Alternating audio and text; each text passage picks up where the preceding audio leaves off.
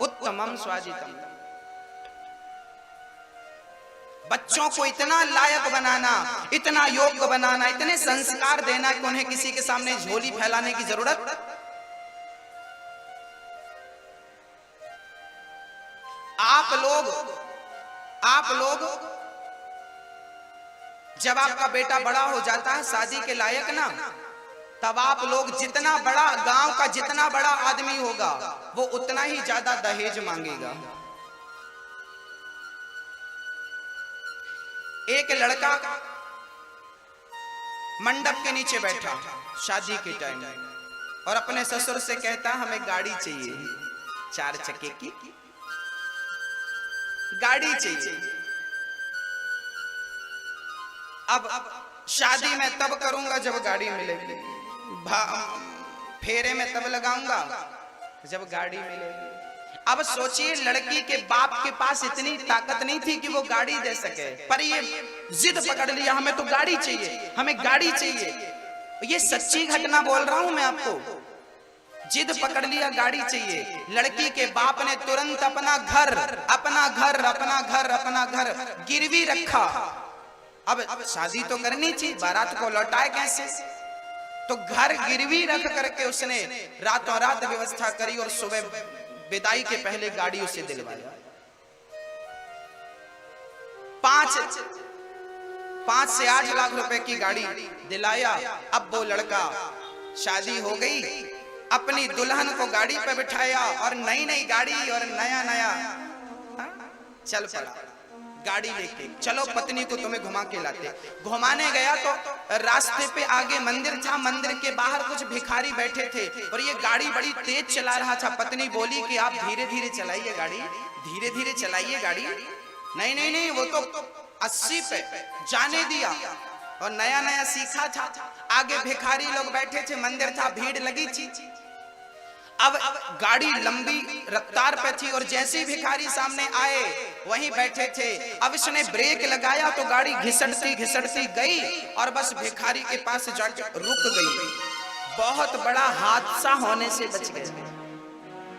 अब इसने जल्दी गाड़ी से उतर करके भिखारियों को गाली, तुम भिखारियों का यही काम है, आज तुम्हारे कारण हमारा एक्सीडेंट हो जाता, मर जाते, तुम भिखमंगे लोग यहीं बैठते हो, किनारे नहीं बैठ सकते थे, रोड में बैठते हो। तभी वो लड़की गाड़ी से उतरी और उस भिखारी को अपनी जेब से 100 रुपए निकाल करके उसको झोली पर डाल दिया और उसे उठाया तो उसका एक पांव टूटा था, वो अपाहिज था, लंगड़ा था। लड़की ने उसे उठाया और उठाकर किनारे बिठाया। लड़का बिगड़ गया, तुम जैसों के कारण इनका मनोबल बढ़ता है, क्या जरूरत थी 100 रुपए देने की। तब उस लड़की ने मुस्कुराते हुए कहा, लड़की ने कहा कि ये अपाहिज है, इसे पैसों की जरूरत है, ये कमा नहीं सकता क्योंकि ये लंगड़ा है, अपाहिज है, इसे जरूरत है हम जैसों की। पर उस लड़की ने कहा कि ये लंगड़ा है इसलिए इसे 100 रुपए की हम जैसों की जरूरत है, पर तुम्हारे तो दोनों पांव थे ना। अरे भिखारी ये भी है, भिखारी तुम भी हो। हर कितना है कि ये मंदिर के बाहर बैठ के मांगता है, तुम मंडप के नीचे बैठ करके मांगते हो। ये तो अपाहिज है, इसे तो चाहिए 100 रुपए, पर तुम थोड़ी अपाहिज थे, तुम्हारे तो दोनों पांव थे, सलामत थे, फिर भी तुम्हें गाड़ी चाहिए। हमारे बाप ने घर गिरवी रख करके तुम जैसे भिखारियों का मुंह बंद किया। ये भिखारी तुमसे अच्छा है कि ये अपाहिज है, इसे वास्तविक में जरूरत है, पर तुम थोड़ी अपाहिज थे। आप बताइए क्या दहेज मांगने वाले भिखारी नहीं हैं? हाँ या ना मैं जवाब चाहता हूं। तो आप में से कितने भिखारी हैं? ये कुप्रथा, ये कुप्रथा, ये जो कुप्रथा आपने चला रखी है इसे बंद करिए। कितनी लड़कियों को मार दिया जाता है, तेरे बाप ने दहेज कम दिया इस चक्कर में कहीं तेल डालकर आग लगा दी जाती है। मैंने कितने केस अखबार में देखे, कितने टीवियों पर। अब तो थोड़ा कम हो गया मैटर, आपके यहाँ कैसा है मुझे नहीं पता, लेकिन पहले हर दूसरे दिन खबर मिलती थी कि दहेज के लिए लड़की को मार दिया गया। ये इंसान है या जानवर है? बिक गई है इंसानियत। आप लोग इतने समझदार लोग हैं, पढ़े लिखे लोग हैं, फिर भी दहेज की कामना करते हैं। भरी बाजार में बेटे को बेच देते हैं और बाद में कहते हैं बेटा सेवा नहीं करता, खाक सेवा करेगा तुम्हारी, यही तो लात मारेगा तुम्हें। बाद में रोगे कि बेटे ने लात मारा, क्योंकि तुमने बेच दिया ना बेटे को 10 लाख में, 15 लाख में, 2 लाख में, 4 लाख में। ये दहेज की कुप्रथा हमें और आपको बंद करनी पड़ेगी और बच्चों को संस्कार देना पड़ेगा। बेटा गाड़ी चाहिए तो खुद कमाओ और कमा करके अपनी गाड़ी पे बैठो, अपनी मेहनत की गाड़ी पे बैठो। बोलिए संत भगवान की जय हो। जहां हम रुके हैं वहां के परम पूज्य संत भगवान की उपस्थिति हो रही है। ऐसे संत भगवान के लिए एक बार तालियों की गड़गड़ाहट के साथ आप श्री का स्वागत करें। आग लगी आकाश में बरस रहे अंगार, और संत न होते जगत में तो जल जाता संसार। संत भगवान की आप सभी जहां हम रुके हैं, हम महात्मा जी के आश्रम में ही रुके हैं। आप लोगों को यदि हमसे कोई प्रश्न करना हो, आध्यात्म जगत का मिलना हो, तो हम रुके हैं गुरु जी के आश्रम में। वहीं आप मधुरापुर वहां रुके हैं, आप आकर के मिल सकते हैं। हमसे कोई प्रश्न करना है, हम आपको कोई बात समझ में नहीं आती ना, आप तुरंत हमसे वहां आकर के पूछ सकते हैं, मिल सकते हैं। कोई शंका हो समाधान प्राप्त कर सकते हैं। बोलिए बांके बिहारी लाल की। तो आज के बाद मैं आपसे निवेदन कर रहा हूं, अपने बच्चों को इतना संस्कारवान बनाएंगे, आप इतना संस्कारी बनाएंगे कि उन्हें किसी के सामने हाथ फैलाने की जरूरत, बनाएंगे या नहीं? संस्कारी बनाएंगे, बच्चों को अच्छा संस्कार देंगे और दहेज जैसी कुप्रथा को बंद करेंगे या नहीं? अच्छी बात है या मैं गलत बात बोल रहा हूं? अच्छी बात है।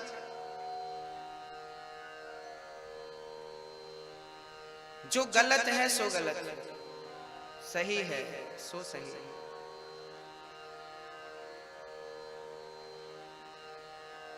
भगवान श्री कृष्ण का नामकरण संस्कार किया। अयम ही रोहिणी पुत्रो रमयन सुहृदयो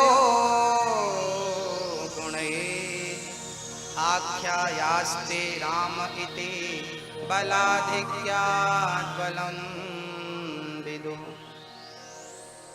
यशोदा, ये आपके पुत्र का नाम होगा, आपकी गोद में है, ये रोहिणी का बेटा है, नाम होगा राम, पर बल अधिक होने के कारण लोग कहेंगे बलराम।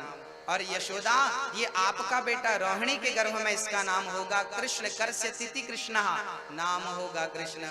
सुखदेव जी कहते हैं राजन, जगत के पालनहार का नाम पड़ा है कृष्ण। बोलिए कृष्ण कन्हैया लाल की। सारे ब्रज में उत्सव ही उत्सव, आनंद ही आनंद छा गया। अब भगवान की दिव्य बाल लीलाएं चालू हो गई।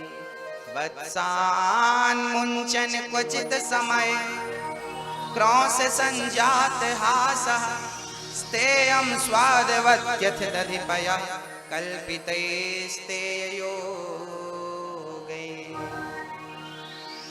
कन्हैया थोड़ा बड़े हुए ना तो मटकी तोड़ना, मक्खन चुराना, घर घर जाकर के सखियों का मन चुराना, ये नित्य की लीला हो चुकी है। बलराम भैया और कृष्ण कन्हैया दोनों ही चल पड़ते और गोपियों का मक्खन चुराते। अच्छा, ये मक्खन क्या है? भगवान मक्खन चुराते हैं। मक्खन किसे कहते हैं? मन को ही मक्खन कहते हैं। हमारा मन ही मक्खन जैसा है। भगवान मक्खन नहीं चुराते, भक्तों का, प्रेमियों का मन चुरा लिया करते हैं। मन निर्मल मन जन सो मोहि पावा, मोहि कपट छल छिद्र निर्मल मन।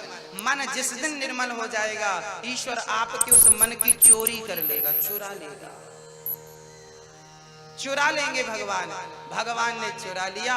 अब गोपियां शिकायत करने आई, मैया आज तेरे लाला ने हमारे बछड़ों को खूंटे से खोल दिया। मैया बोली तो फिर तुम जाओ गैया दोह लो ना। मैया ऐसे समय पे खोला है जब गाय दोहने का समय नहीं, था, सारा दूध बछड़ों ने पी लिया।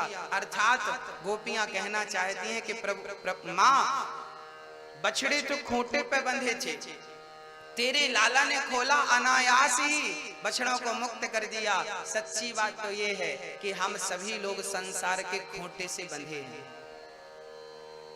और यदि हमें कोई मुक्त कर सकता है तो केवल ईश्वर ही मुक्त कर सकता है, दूसरा कोई नहीं। हाँ, भगवान ही मुक्त कर सकते हैं।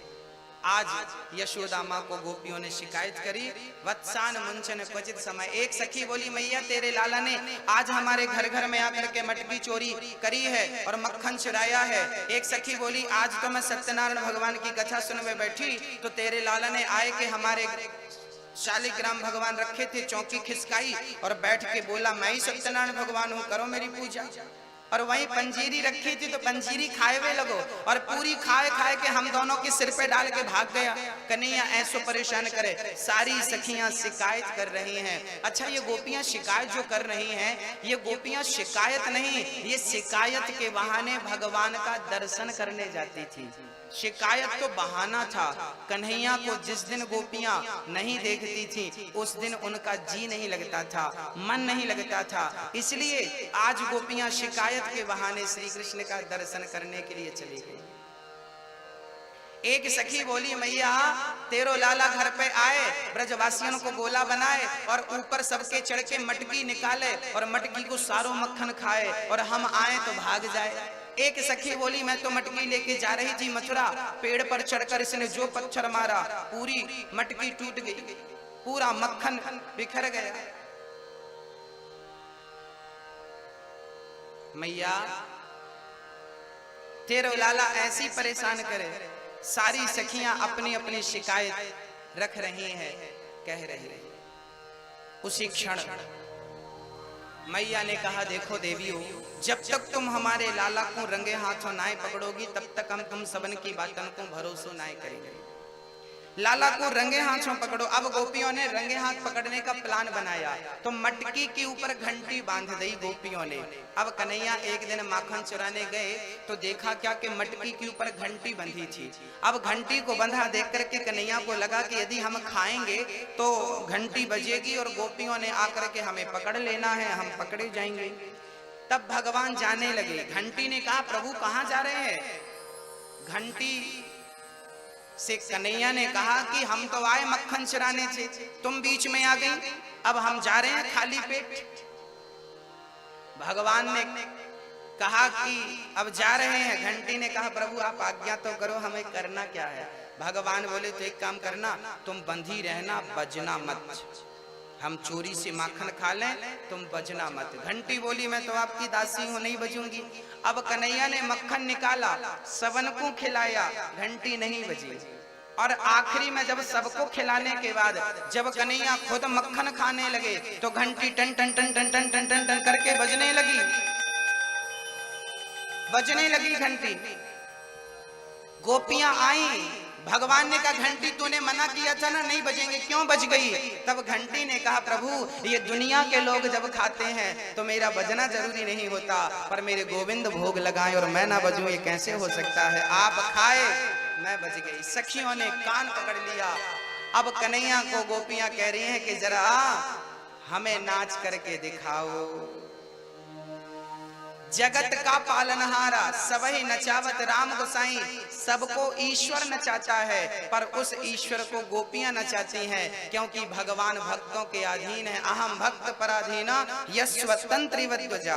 भगवान कहते हैं कि मैं भक्तों के अधीन हूँ और जो भक्त मुझसे प्रेम करते हैं वो नचाएं तो मैं उनके लिए नाचने को भी तैयार हूँ। ताही अहीरी की छोहरियां छछियां भरी छाछ पे नाच नचावे। दुनिया को नचाने वाला आज नाच रहा है, किसके अधीन है? प्रेम के अधीन। राम ही केवल प्रेम प्यारा। ईश्वर को कुछ नहीं चाहिए, केवल प्रेम चाहिए, केवल प्रेम, केवल प्रेम चाहते हैं भगवान। भगवान को क्या पसंद है बताओ? क्या पसंद है भगवान को? केवल प्रेम। मैया जी भगवान को क्या पसंद है? अच्छा आप बताओ, आपका पति आपको धन दे, गाड़ी दे, घर दे, सब कुछ दे, बस प्रेम ना करे आपसे, तो क्या आप खुश रहेंगे? हाँ हाँ या ना? आपका पति आपको पैसा दे, गाड़ी दे, बंगला दे, जो भी आपको संसारिक वस्तुएं हैं सारी लाकर दे दे, पर प्रेम ना करे, तो क्या आप खुश रह पाएंगी? आप और हम तुच्छ प्राणी हैं कि हम लोग प्रेम की कामना करते हैं। यदि हम लोग प्रेम के बिना अधूरे हैं। यदि हम प्रेम चाहते हैं तो क्या भगवान वस्तु चाहता है? वो भी तो भक्तों से प्रेम की उम्मीद करता है कि हमें कुछ मत दो, ना सोना, ना चांदी, ना हीरा, ना मोती। भगवान को कुछ नहीं चाहिए, केवल प्रेम चाहिए।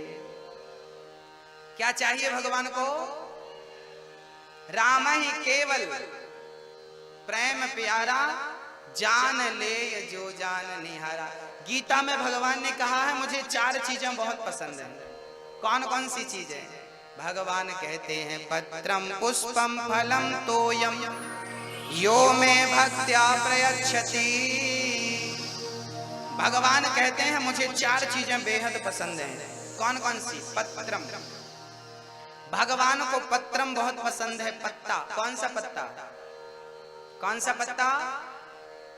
कौन सा पत्ता मेरी माँ बोलो? कौन सा पत्ता? जल्दी से बोलो। तुलसी का नहीं, बिल्व पत्र नहीं, शमी पत्र नहीं, कौन सा पत्ता? अच्छा आप लोग ना, आप लोग भगवान के पास जाते हो ना, वस्तु लेकर जाते हो। तुलसी है, नारियल है, मिठाई है, फूल है, सारा लेके जाते हो। भगवान के पास वस्तु लेकर जाते हो, वस्तु चढ़ा के आते हो। भगवान को वस्तु मत चढ़ाओ। भगवान कहते हैं कि वस्तु तुमने बहुत चढ़ा ली, एक बार अपने आप को चढ़ा दो, बस एक बार अपने आप को चढ़ा दो। पत्रम, कौन सा पत्ता? भगवान को तुलसी का पत्ता नहीं, बिल्व पत्र नहीं, शमी पत्र नहीं, कौन सा पत्ता? तिनका। अब की बार मंदिर जाना तो एक हाथ में तिनका लेकर जाना। तिनका, तिनका जानते हैं? तृणधरी ओट कहत वै देही। सीता मैया के हाथ में तिनका था लंका में। आपके हाथ में भी क्या होना चाहिए? बोलो, समझ में आए तो बोलते चलो। हमें लग रहा है कि आपको समझ में नहीं आया, तो खासकर हमारी मैया बिल्कुल चुप बैठी है, बातें बस करा लो बस। ये क्या है मेरी माँ? तिनका। जोर से बोलो, क्या है? तिनका। तो मैं क्या बन करके अब की बार मंदिर जाना तो एक हाथ में तिनका लेकर जाना। भगवान बोलेंगे क्यों भाई ये तिनका लेकर क्यों आया है? तो भगवान से कह देना प्रभु मैं तिनका लेकर नहीं आया, मैं तिनका बन करके आया हूं आपके चरणों में चढ़ने के लिए। मैं कौन हूं? मैं कौन हूं? मेरी हैसियत इस तिनके से ज्यादा। याद रखना, भगवान के दर पे जाना तो तिनका बन करके जाना, छोटे बनकर जाना। हनुमान जी लंका गए, छोटे बनकर गए। याद रखना, अपने अहंकार को जब तक नहीं नष्ट करोगे, नहीं मिटाओगे, तब तक ईश्वर के योग्य नहीं बन पाओगे। यहां मैं एक छोटा सा सवाल आपसे पूछना चाहता हूं। ये बताओ आपका घर कौन चला रहा है? एक दादाजी थे कल्याणपुर में, उन्होंने कहा कि महाराज जी ये पूरी प्रॉपर्टी हमने बनाई, 2 बेटियों का विवाह किया और 2 बहनों का विवाह किया, सारा काम हमने किया। हमने बेटियों का विवाह किया, हमने बहनों का विवाह किया, हमने पड़ोसी की बेटी का विवाह किया, हमने ये किया, हमने वो किया। पूरी जिंदगी आदमी यही गिनाता है, हमने ये किया, हमने ये किया। अच्छा एक बात बताओ, क्या सचमुच आपने किया? एक विचार करो कि आप मर जाते तो क्या आपकी बेटी और आपकी बहनें अभी तक कुंवारी बैठी रहती? जवाब दीजिए। यदि आप मर जाते तो क्या आपकी बेटियां, आप कहते हैं ना मैंने किया, मैं ना होता तो तेरा क्या होता, मैं ना होता तो तेरा ऐसा होता ना, ये केवल आप अहंकार वश कह रहे हो। साहब आप मर करके देख लो, आपके मरने के बाद किसी का कुछ भी बिगड़ने वाला नहीं। बिगड़ेगा?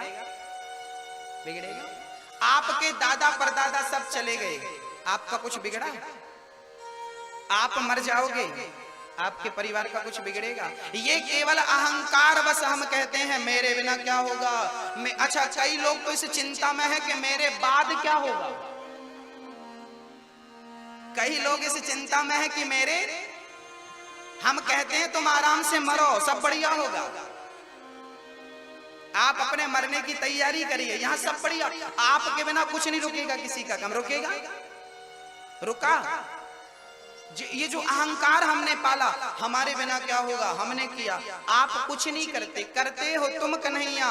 मेरा नाम हो रहा है, मेरा आपकी कृपा से सब काम हो रहा है। करने कराने वाला वही है, हमें निमित्त बना करके भेजा है। हम निमित्त हैं, सबही नचावत राम गोसाई। सबको नचाने वाला वो है, नाचने वाले हम हैं। हमारी डोर हमारे तार उसी के हाथ में, वो जैसा नचाएगा हमें वैसा नाचना पड़ेगा। आप अपनी मर्जी से ना कुछ सोचते हो ना कुछ करते हो, वो जैसा चाहता है वैसा होता है। यदि आपके चाहने से कुछ होता तो क्या आप अपने लिए कभी गलत चाहते? फिर भी कभी कभी गलत हो जाता है, बुरा हो जाता है। इसका मतलब आपका चाहा नहीं होता, ईश्वर का चाहा होता है। समझ रहे हैं दादाजी? आपकी घर गृहस्थी की गाड़ी कौन चला रहा है? कौन चला रहा है? भगवान चला रहे हैं। तो ये कभी ना कहना कि मैंने ये किया, ये अहंकार मिटा देना कि मैंने ये किया, मैंने वो किया, मैंने ना। हमारी हैसियत कितनी है, आज मैं आपकी हैसियत बताने आया हूं। हमारी हैसियत कितनी है आप जरा ध्यान पूर्वक सुनिएगा। एक गाड़ी थी, बैलगाड़ी। किसान भाई खेत से बैलगाड़ी लेकर आया। बैलगाड़ी में 2 बैल थे। अच्छा, किसान का एक पालतू कुत्ता था। वो कुत्ता बैलगाड़ी के नीचे नीचे नीचे नीचे चल रहा था। बाजू से एक गधा निकला, बाजू से एक गधा निकला। उस गधे ने कहा, और कुत्ता भाई सब कैसे हो? कुत्ते ने कहा, बढ़िया। आजकल थोड़ा काम ज्यादा है।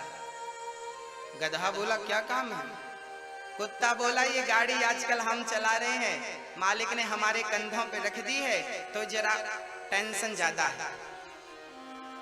गधा बोला, यार गाड़ी तुम नहीं चला रहे हो, गाड़ी बैल चला रहे हैं। कुत्ते ने क्या कर दी ना गधों वाली बात। अरे गाड़ी हम चला रहे हैं, ये बैल हमारे बॉडीगार्ड हैं। हमने 2 बॉडीगार्ड लगा रखे हैं। मालिक हमसे बहुत प्यार करता है, हमें कमरे के अंदर रखता है, बैलों को बाहर रखता है।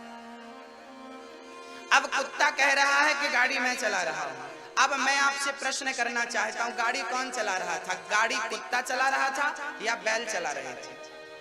आपका जवाब होना चाहिए। बोलो मेरी माँ, गाड़ी कौन चला रहा था? जोर से बोलो, एक साथ बोलो। कौन चला रहा था?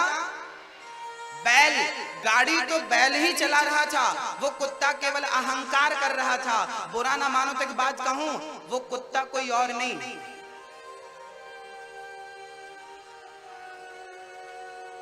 हम सभी की हालत उस कुत्ते जैसी है।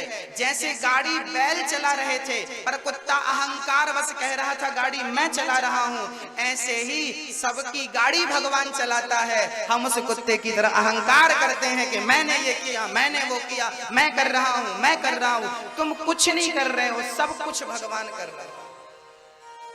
आप अपना कर्म करते रहिए, आप अपना कर्म करने में स्वतंत्र हैं। इसका अर्थ ये नहीं है कि आप कर्म करना भूल जाएं। आप अपना कर्म करते रहिए, जो कर रहे हैं करते रहिए, पर अहंकार ना रखिए कि मैं कुछ कर रहा हूं। समझ रहे हैं मैं क्या कह रहा हूं? मैया समझ रही हो ना मैं क्या कह रहा हूं? सब कुछ आप करो पर अहंकार ना करो, कर्ता ना बनो, कर्ता ईश्वर को बनाओ। मैं करता नहीं हूं। हम लोगों ने अहंकार पाल रखा है, सब कुछ कर रहे।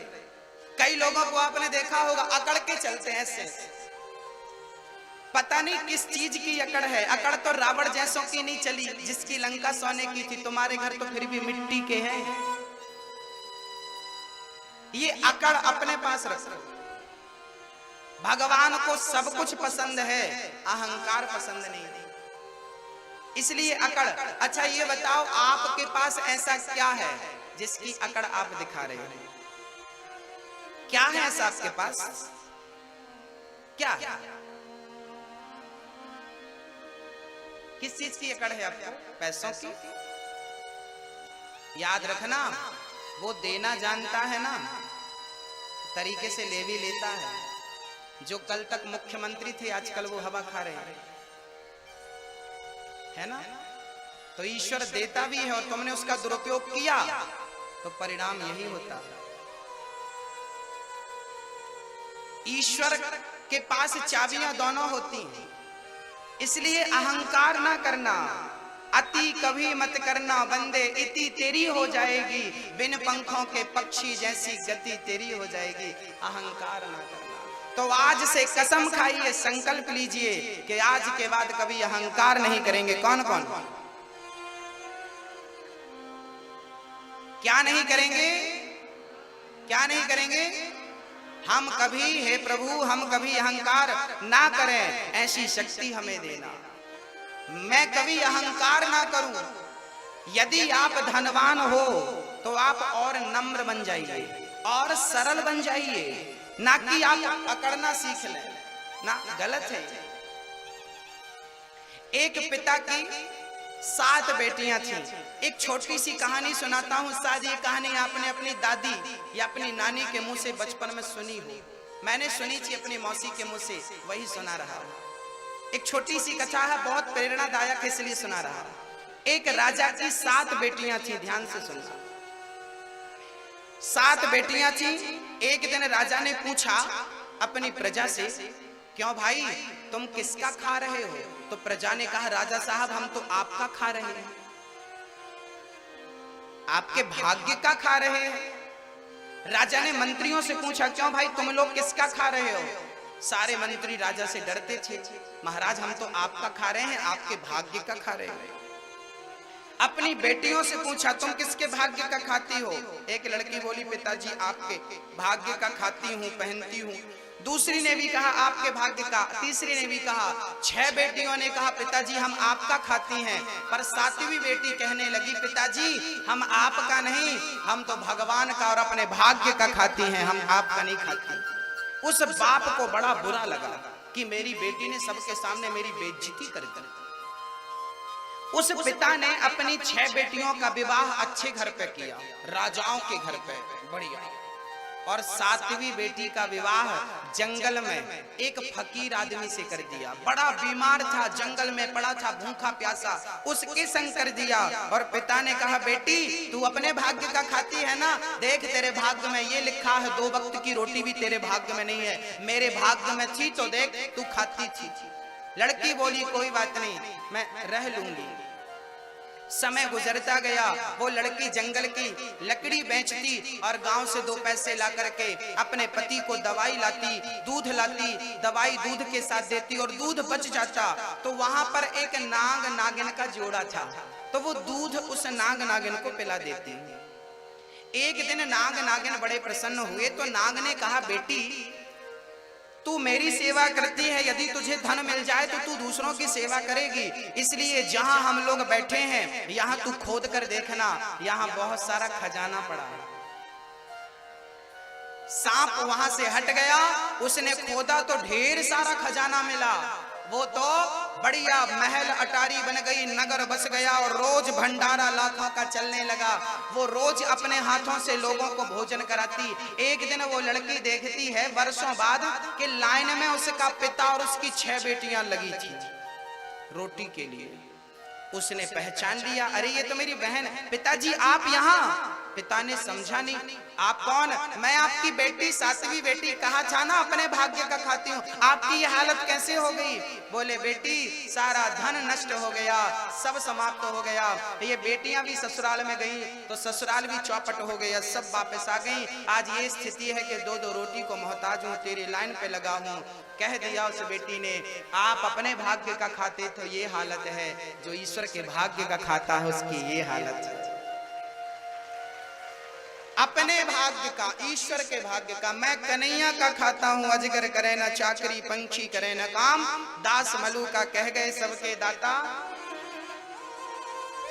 सबको देने वाला वही है। अहंकार मिटा दीजिए, मैं कुछ हूं, ये अहंकार मिटाइए। मैं क्या हूं, मैं क्या हूं, मैं क्या हूं, मैं क्या हूं, जोर से बोलो। मैं क्या हूं, मैं तिनका हूं। तिनका बनकर जाइए, खाली होकर जाएंगे तो भर करके आएंगे, है ना। तिनके से ज्यादा कन्हैया आपके सामने, मैं तिनके से ज्यादा तिनका भी नहीं हूं। तो भगवान को क्या चढ़ाइए, तुलसी का पत्ता नहीं, अपने आप को पत्ता बनाकर भगवान के चरणों में अपने आप को चढ़ा दीजिए। पत्रम। दूसरा है पुष्पम। पुष्पम, भगवान को कौन सा फूल पसंद है बताइए, कौन सा फूल पसंद है, कौन सा। पुष्प का एक नाम होता है सुमन। सु मतलब सुंदर, मन मतलब मन, पर्याय है पुष्प का। मन ही पुष्प बना करके, मन को पुष्प बना करके गोविंद के चरणों में चढ़ा देना, ये पुष्प चढ़ाना है, ना कि ये फूल फेंकना, फेंकते रहो, है ना। फूल फेंकना नहीं, ये फूल क्या आपके घर पे इन पे कलर आपने किया, आपने ही इनको जन्म दिया क्या। ये फूल तो ऑलरेडी भगवान का है, उसकी चीज उसे क्या चढ़ाना। भगवान की वस्तु भगवान को मत चढ़ाओ, अपना मन भगवान के चरणों में समर्पित कर दो, यही भगवान को पसंद है। पुष्पम, पत्रम पुष्पम, फलम। तीसरा, भगवान को फल बहुत पसंद है। कौन सा फल, कौन सा फल, अपने नारियल का फल, केला, पपीता, सेब, अनार, अंगूर ना, ये फल भगवान को पसंद नहीं है। कौन सा फल, बोले कर्मों का फल। कथा सुनने से जो आपको पुण्य मिल रहा है, यही पुण्य का फल, कर्मों का फल भगवान के चरणों में समर्पित कर दिया जाए। प्रभु मैंने आज आधा घंटा कीर्तन किया, उसको करने से जो फल मिला वो आपके चरणों में मैं समर्पित करता हूँ। कर्मों का फल जो भी करो वो भगवान के चरणों में समर्पित कर दो। तुदीयमस्तु गोविंद तुभ्यमेव समर्पये। कर्मों का फल, पत्रम पुष्पम फलम। कौन सा फल चढ़ाना चाहिए भगवान को, कौन सा फल, कर्मों का फल। एक बार मैं वृंदावन गया, जाता बिहारी जी के मंदिर में मैंने एक दिन घटना देखी। एक दिन क्या हुआ कि बिहारी जी के मंदिर में कुछ लोग ना पुष्प माला लेकर के खड़े थे ऐसे, और जैसे ही पट खुला, दर्शन खुला, लोगों ने ये माला ऐसी उठाई और फेंकनी शुरू कर दी। एक सज्जन के पास आधा किलो मिठाई का डिब्बा था, पूरी मिठाई का डिब्बा फेंक दिया। और सोचो कि ये डिब्बा जाके भगवान के मुंह पे लगता तो भगवान की क्या हालत होती। आप लोग भी ऐसे ही करते हो, मंदिरों में जाते हो ना, जो मिला फेंक दिया। अभी देखना, ये लोगों ने यहाँ फूल फेंक दिया, चावल मिला चावल फेंक दिया, रोली मिली कुमकुम रोली, जो मिला सब फेंक दिया। फिर विधि क्या है, आज मैं आपको विधि समझाऊंगा। अब आप कहेंगे गुरुजी हमने माला खरीदा है 100 रुपए का, बड़ा महंगा माला, अब भगवान को चढ़ाएं तो कैसे चढ़ाएं। तो फेंकने से नहीं चढ़ेगा। ईश्वर कैसी पूजा स्वीकार करते हैं, मैं उस पूजा की ओर आपको ले चलता हूं। एक पूजा होती है शारीरिक पूजा, एक पूजा होती है मानसिक पूजा। आइए मैं आपको प्रैक्टिकल करके बताता हूं। जरा सभी लोग पालथी मार के बैठ जाइए और रीढ़ की हड्डी एकदम सीधा कर लीजिए। मैया आप भी, भैया जी आप भी, दादाजी आप लोग भी कृपया मेरी बात समझ लीजिए। और जैसा जैसा मैं कहता जाऊं, मेरी माँ मैया जैसा जैसा मैं कहता जाऊं वैसा वैसा आपको करना है। समझ रही हो ना। जैसा जैसा मैं कहता जाऊं वैसी कल्पना करनी है।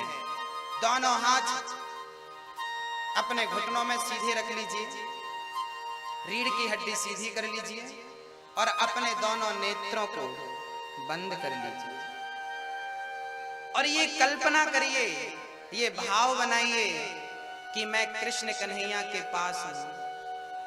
सामने बिहारी जी हैं, बिहारी जी मेरे सामने खड़े हैं। उनके घुंघराले घुंघराले बाल, उनकी सुंदर सी आंखें, सुंदर सी मुस्कान, वो हमें देखकर मुस्कुरा रहे हैं। सुंदर से उनके घुंघराले से बाल हैं, हम हाथ जोड़ करके उनके सामने खड़े हैं, उनके चरणों में प्रणाम कर रहे हैं। प्रभु आपने हमें दर्शन देकर कृतार्थ कर दिया, ऐसी हम प्रार्थना कर रहे हैं भगवान के चरणों में। और बड़ी सुंदर भाव से हमने कमल के पुष्पों की माला, अपने हाथ से कमल के पुष्पों की माला बनाई और माला बना के भाव बनाइए, कल्पना करिए कि वो माला आप कृष्ण जी के गले पे डाल रहे हैं, श्याम सुंदर के गले पर वो माला पहना रहे हैं, बाजू में राधा रानी खड़ी हैं, तो एक माला कमल के पुष्पों की माला आप राधा जी के गले पर पहना रहे हैं। और भाव बनाइए कि सुंदर सी सोने की सिंहासन है और उस सिंहासन पे आपने राधा और कृष्ण को, गोविंद को बिठाल दिया। राधा जी बैठी हैं, श्याम सुंदर बैठे हैं और प्रेम पूर्वक आप उनके चरणों में बैठ करके उनका दर्शन करते हुए अपने जीवन को कृतार्थ कर रहे हैं। इसके पश्चात आप अपने हाथ से भगवान के लिए बढ़िया से लड्डू बना रहे हैं और लड्डू बना करके भगवान को अपने हाथों से लड्डू खिला रहे हैं। प्रेम पूर्वक लड्डू खिलाते हुए ठाकुर जी कह रहे हैं, वाह कितने सुंदर लड्डू हैं, कितने स्वादिष्ट लड्डू हैं। भगवान जी वो लड्डू ग्रहण कर रहे हैं, आप अपने हाथ से लड्डू खिला रहे हैं भगवान को, लड्डू खिला रहे हैं, भगवान लड्डू खा रहे हैं और कह रहे हैं बड़े स्वादिष्ट लड्डू, बड़े स्वादिष्ट लड्डू हैं।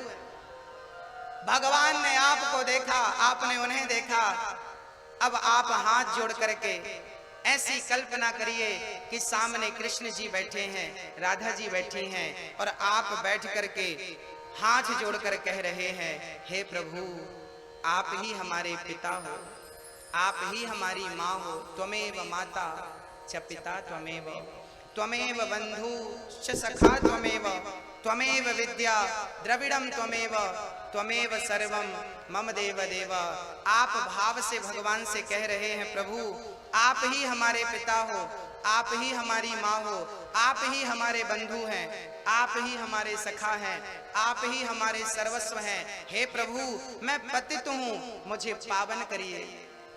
हम प्रार्थना कर रहे हैं कि हे प्रभु मैं पतित हूँ, मुझे पावन करिए, मैं अज्ञानी हूँ, मुझे अपने चरणों में रखिए, मुझ पतित पर, मुझ दीन पर दया करिए। हे दीनानाथ, हे दीन बंधु, हे पतित पावन, हे भक्त वत्सल, हे करुणा निधान, मैं आपकी शरण में हूँ। मैंने बहुत सारे पाप किए हैं, मैं पापी हूँ, मैं क्रोधी हूँ, मैं लोभी हूँ। हे प्रभु मैं अहंकारी हूँ, पर आपकी शरण में आज आकर के मैं अपने सारे पापों को, गुनाहों को आपके चरणों में समर्पित करके निष्कपट बनना चाहता हूँ, निष्काम बनना चाहता हूँ। हे प्रभु मुझे अपनी शरण में लीजिए, मुझ पर अनुग्रह कीजिए, मुझ पर दया कीजिए। हे प्रभु मेरी प्रार्थना है कि मैं आपको कभी भूलूं नहीं। हे दीन बंधु मेरी प्रार्थना है कि मैं आपको कभी भूलूं नहीं।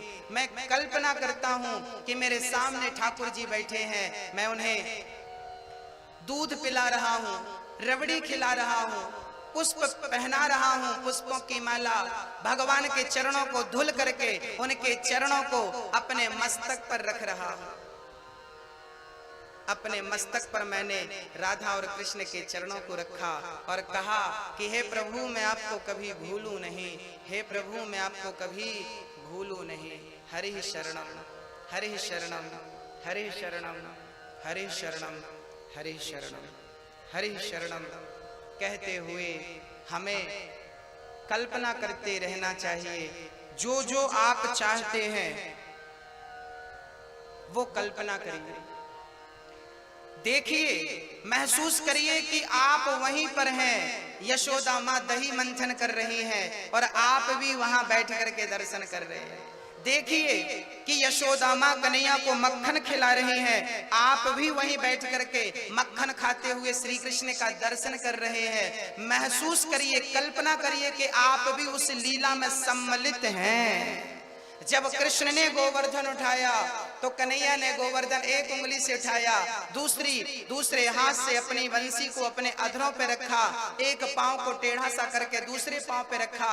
और आप महसूस करिए कि हम भी उस गोवर्धन की तलहटी पर हैं और प्रेम से गोविंद का, श्याम सुंदर का दर्शन कर रहे हैं। घुंघराले से बाल है, सुंदर सी मुस्कान है, सुंदर सा पीतांबर है, सुंदर से माला, गले पे शोभा पा रहे हैं, कानों में कुंडल, सुंदर से दर्शन हम करते हुए अपने जीवन को कृतार्थ कर रहे हैं। भगवान के एक एक अंग का दर्शन, उनके चरणों का दर्शन, उनके मुखमंडल का दर्शन, उन्होंने गोवर्धन उठा रखा है, ये दर्शन हम करते रहे। उन्होंने जितनी लीलाएं की हैं, हर लीला पे अपने आप को यह महसूस करिए कि आप भी उस लीला में उपस्थित हैं।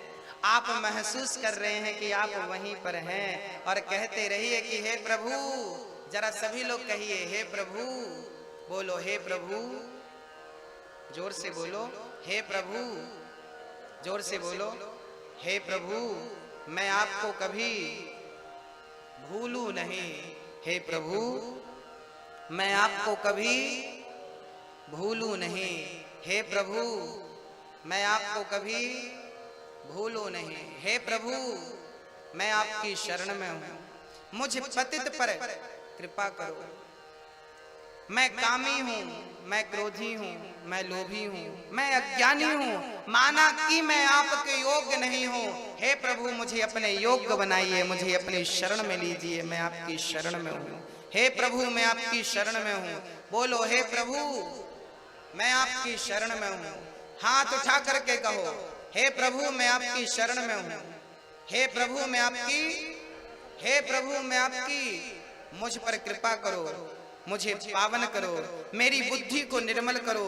हे प्रभु, मैं कभी अहंकार ना करूं, मुझे इतनी शक्ति देना कि मैं कभी अहंकार ना करूं, कभी क्रोध ना करूं, कभी लोभ ना करूं, कभी किसी का दिल ना दुखाऊं, मेरे अंदर सद्भाव जागे, सद्बुद्धि देना प्रभु, मेरा मन निर्मल हो जाए, ऐसी कृपा करना। ऐसी भाव की पूजा 10 मिनट बैठो रोज अपने घर पे और भाव बनाओ, कल्पना करो कि मैं आपकी शरण में हूं। हरे शरणम, हरे शरणम, हरे शरणम। ये प्रार्थना आपको रोज करनी है। आधा घंटा अपने घर पे बैठो और घर पे बैठ करके आपको भगवान को जो भी देना। अच्छा एक बात बताओ, 5,000 रुपए, 10,000 रुपए आपका बेटा, आपका भाई यदि दिल्ली में है और 5,000 रुपए भेजना है उसके पास, तो क्या करेंगे? अपने छत पे चढ़ जाएंगे और बोलेंगे तू भी छत पे चढ़ जा, मैं फेंक रहा हूं, कैच कर लेना। अब कल्याणपुर से 5,000 रुपया फेंको तो दिल्ली पहुंच जाएगा? नहीं पहुंचेगा।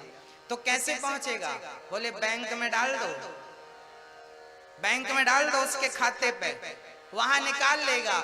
जैसे बैंक के द्वारा आपका पैसा उसके पास चला जाता है, ऐसे श्रद्धा की बैंक में जब कुछ डालते हो तो वो आपके द्वारा, श्रद्धा और विश्वास की बैंक के द्वारा भगवान तक पहुंच जाता है। श्रद्धा और विश्वास की बैंक तो हो,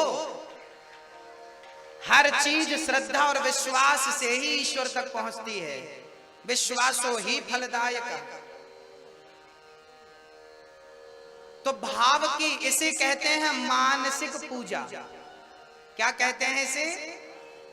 ये मानसिक पूजा। आप कहीं भी रहें, ट्रेन में रहें, यात्रा में रहें, कैसे भी रहें, आप 10 मिनट बैठ जाइए, आंख बंद कर लीजिए और मन से गोविंद के चरणों में पहुंच जाइए। मानसिक पूजा। पत्रम पुष्पम फलम तोयम। तो बताइए कौन सा पत्ता भगवान को चढ़ाना है? सभी लोग जवाब देंगे। कौन सा पत्ता भगवान को चढ़ाना है? कौन सा? अपने आप को पत्ता बनाकर भगवान के चरणों में चढ़ाना। कौन सा पत्ता? अपने आप को, शरीर को ही पत्ता बनाकर, तिनका बनकर। मैं क्या हूं? मैं क्या हूं? जब तुम्हें कभी अहंकार आए तो आप याद कर लेना कि मैं तिनका हूं, अहंकार चला जाएगा। पत्रम, कौन सा पुष्प भगवान को चढ़ाना है? आज के बाद कौन सा पुष्प, कौन सा चढ़ाना है भगवान को? आप बताओ मैया, मैंने क्या बताया? कौन सा पुष्प चढ़ाना भगवान को?